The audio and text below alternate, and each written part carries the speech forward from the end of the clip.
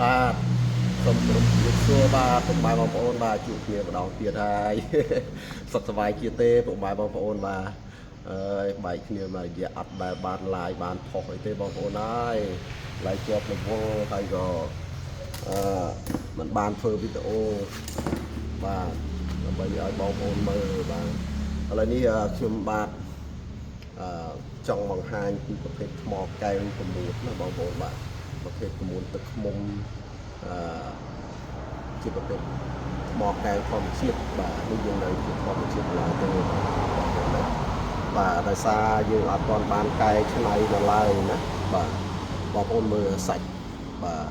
សាច់គឺអញ្ចឹងណាបងប្អូនបាទពេលយើងអត់ទាន់ធ្វើកសាងអីឲ្យថ្មវាមករៀងមិនយើងធ្វើរូបនឹងអញ្ចឹងទៅណាបងប្អូនណាបាទឥឡូវសូមធ្វើការបង្ហាញមួយទៀតណាបងប្អូនបាទឥឡូវយើងកសាងរួចរាល់ហើយបងប្អូនបាទនេះប្រភេទថ្មកែវដែលខ្ញុំបានបង្ហាញបាទបងប្អូនមិញណាបងប្អូនបាទនេះយើងកសាងរួចហើយបាទប្រភេទថ្មកែវ9ដូចគ្នាណាបងប្អូនអំបូរថ្មប្រភេទ9ទឹកឃ្មុំដូចគ្នាដែលនៅខេត្តពោធិ៍សាត់យើងបាទអញ្ចឹងនៅក្នុងប្រទេសរបស់យើងគឺមានថ្មកែវនៅខេត្តពោធិ៍សាត់បាទហើយខេត្តផ្សេងអត់មានទេណាបងប្អូនបាទសូមជម្រាបជូនបងប្អូនម្ដងហើយម្ដងទៀតថាថ្មកែវនេះគឺមានតែពោធិ៍សាត់យើងទេបងប្អូនណាបាទវាប្រភេទថ្មកែវយើងប្រភេទលេខ1នេះគឺពណ៌ក្រហមនេះមានតម្លៃស្មើនឹងថ្មកែវ9ពណ៌ខៀវដែរណាបងប្អូនបាទបងប្អូនស្រឡាញ់ពណ៌ទឹកឃ្មុំដាក់គោឡាយក្រហមនេះក៏ជាវទៅបងប្អូនបាទព្រោះប្រភេទសិតតែថ្មលេខ1ដូចគ្នាបងប្អូនបាទគ្រាន់តែខុសគីឡូពណ៌ណាអញ្ចឹងណាបងប្អូនបាទបាទមើលបងប្អូនបាទស្អាតទេបងប្អូនបាទហ្នឹងហើយជួយ like ជួយ share បងប្អូនណាឲ្យបានដល់បងប្អូនយើងនៅក្រៅប្រទេសនៅក្នុងប្រទេសបានទទួលគាំទ្រស្នាដៃរបស់ខ្មែរណាបងប្អូនបាទនេះគឺសិប្បកម្មរបស់ខ្ញុំបាទនេះគឺធ្វើផ្ទាល់បាទជាងផ្ទាល់មានធ្វើហើយផ្ទាល់នឹងមានការទទួលកំងណាបងប្អូនបាទអត់ចេះនិយាយកុហកទេបងប្អូនបាទហើយបងប្អូនកុំគិតថាខ្លាយមកជាវកន្លែងបងប្អូននៅថ្លៃពេកអីចឹងអត់ទេបងប្អូនបាទធានាជូនក្នុងតម្លៃមួយជូនបងប្អូនថាចេះខាងបងប្អូនគឺមានថ្មបាទថ្មនេះគឺយើង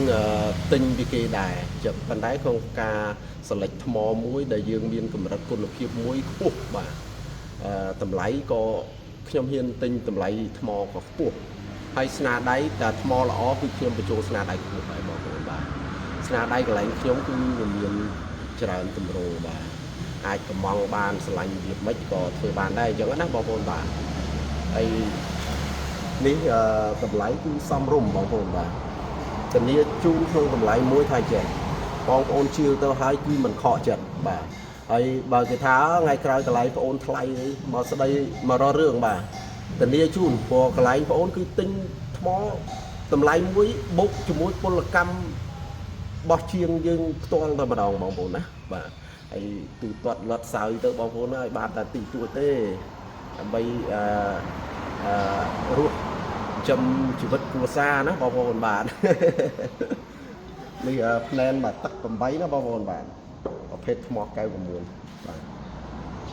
នេះក៏ផ្នែនមកទឹក8ដែរបងប្អូនណាបាទផ្នែនមកទឹក8ដូចគ្នាណាបងប្អូនបាទអាចដាក់កម្លាំងពេជ្រក៏បានកម្លាំងកាយឈូកក៏បានណាបងប្អូនណាព្រោះយើងមានកសាងរួចជាកម្លាំងកាយឈូកផងជាកម្លាំងពេជ្រផងទៅបានស្រាប់បាទទឹក8ដូចគ្នាបងប្អូនប្រភេទថ្មកែវ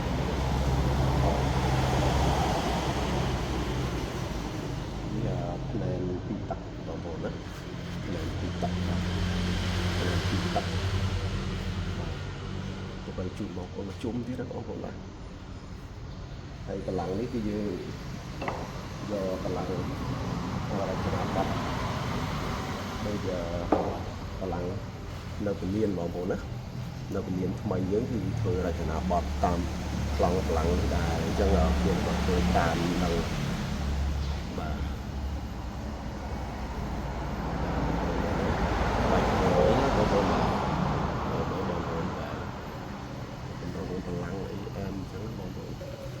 ចឹងបងប្អូន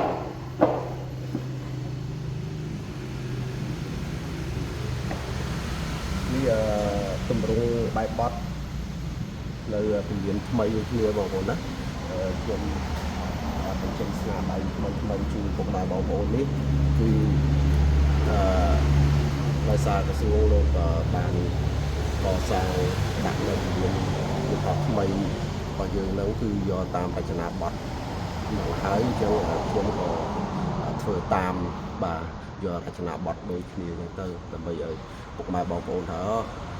ជាងកន្លែងបងប្អូននេះអាចធ្វើបានតាមលទ្ធភាពផ្សេងគំរូផ្សេងដែលបងប្អូនឆ្លាញ់មិនធ្វើអញ្ចឹងណាបាទនេះតាមគំរូរបស់ប្លង់របស់ពលានថ្មីណាបងប្អូនពលានយន្តហោះថ្មីយើងណាបងប្អូនបាទនៅក្នុងពេញយើងហ្នឹងបាទអង្គប្រធានពរដូចគ្នាអញ្ចឹងបងប្អូន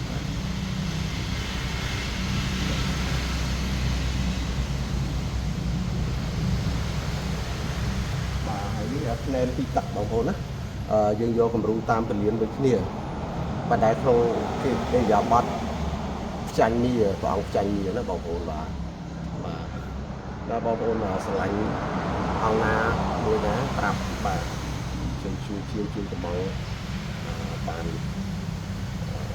ទាំងអស់គ្នាបាទម្នាក់មួយយកដាក់ផ្ទះដើម្បីគោរពបូជាបងប្អូនបាទអូយសាសនាបងប្អូនហើយអរគុណណាស់ពុកម៉ែបងប្អូនដែលបានមើលវីដេអូរបស់ខ្ញុំបានចម្លាក់នៅខេត្តពោធិ៍សាត់សូមឲ្យពុកម៉ែបងប្អូនសុខសប្បាយរកស៊ីមានបានទាំងអស់គ្នាបាទអរគុណលាបាទ